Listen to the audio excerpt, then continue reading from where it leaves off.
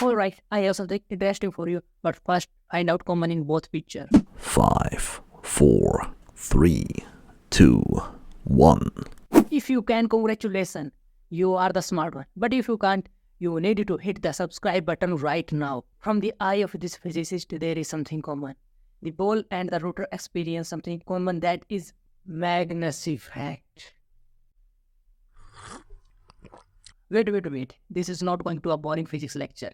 This is something you need to flex in front of your science-loving friend or even a professional football player. You ask him, you know why a ball swings? So what is Magnus Effect? The Magnus Effect was discovered by a German scientist named Heinrich Magnus in 1852. He noticed that when a cylinder spun, it curved in the air because it meshed with the airflow around it. To understand Magnus Effect, we got two footballs on the screen, one spinning slowly and the other spinning very fast.